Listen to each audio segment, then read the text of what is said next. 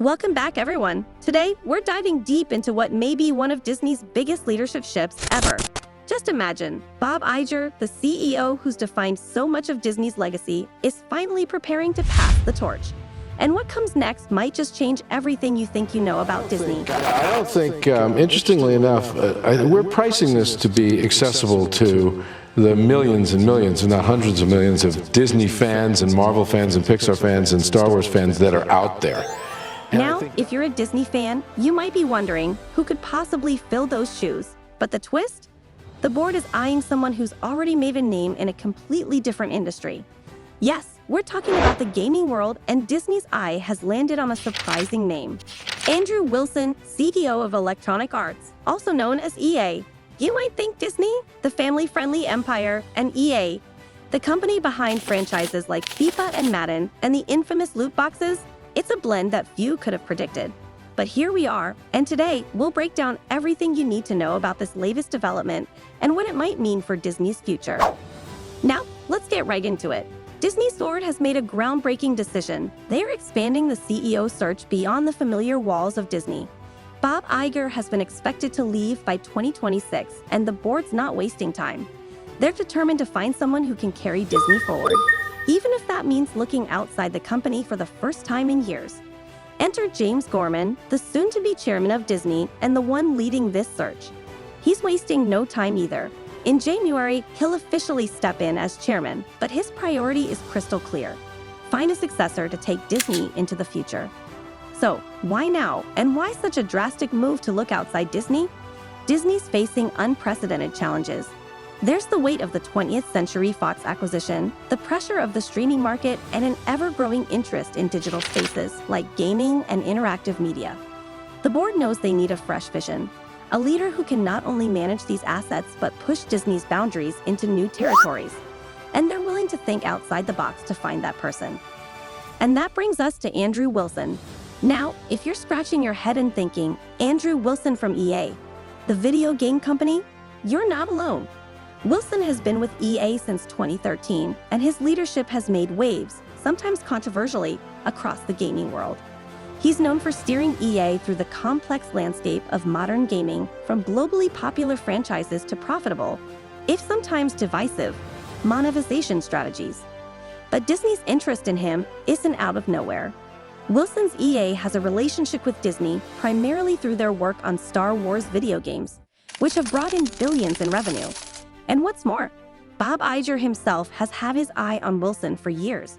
There was even a point where Iger reportedly wanted Wilson to run ESPN. Disney clearly sees something in him, a financial strategist with an eye for digital engagement. And in today's world, where digital entertainment is more important than ever, that's no small thing. But Wilson isn't the only name on Disney's list. Disney has strong internal candidates too, and they're not being ignored. Dana Walden, Disney Entertainment's co-chair, is a top contender. Known for her media connections and experience in the entertainment industry, she's a familiar and respected face within Disney. Then there's Josh D'Amaro, the head of Disney Parks and Experiences, someone who's become known for his operational skills and connection with Disney's parkgoers. And let's not forget ESPN's Jimmy Pitaro and Alan Bergman, Disney Entertainment's other co-chair. Each brings their own unique expertise to the table.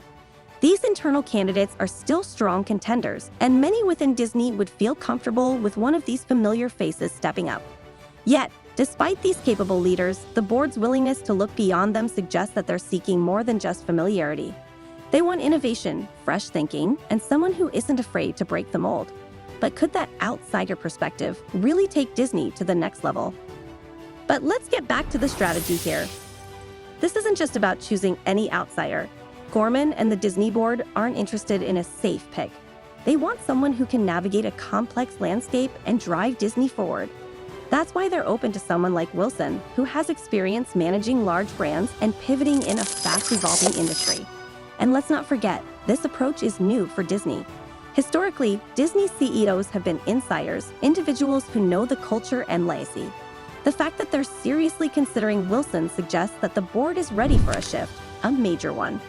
Disney knows it can't afford another misstep like what happened with Chapek. They need someone who can handle not just the brand's traditional aspects, but also expand it into new areas, including gaming, streaming, and maybe even more significant ventures into digital spaces.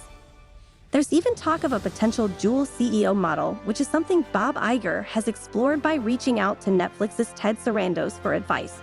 Sarandos, interestingly, wasn't too supportive of the idea for Disney, saying it may not be the right fit. Still, it remains a possibility. Imagine a team where an internal candidate, like Dana Walden or Josh Giamaro, takes on one part of Disney's operations while Wilson, or another external figure, focuses on digital growth and new revenue channels. It's not out of the question, especially given the complex nature of Disney's assets and divisions. But would Disney's structure adapt well to this kind of model, or would it just add more layers of complexity? With a timeline set for early 2026, Disney's board is under pressure. They know that choosing the wrong CEO could set them back in ways they can't afford. This isn't just a typical leadership change. It's a pivot point that will impact Disney's brand, its financial standing, and even how it engages with audiences around the world. Gorman, who's leading this search, has a big task ahead. And with Iger's endorsement, he's likely feeling the weight of Disney's future on his shoulders. Disney fans are on edge, investors are watching closely, and the industry is buzzing with speculation. So, what do you think? Is Andrew Wilson the right choice to bring a fresh, digital-first approach to Disney? Or should Disney stick to its roots with a familiar face who understands the magic of Disney from within? Drop your thoughts in the comments below. This is one decision that will shape the next chapter of Disney's legacy, and we'll be right here following every development. Thanks for watching, and remember, keep learning, keep growing, and keep enjoying the magic.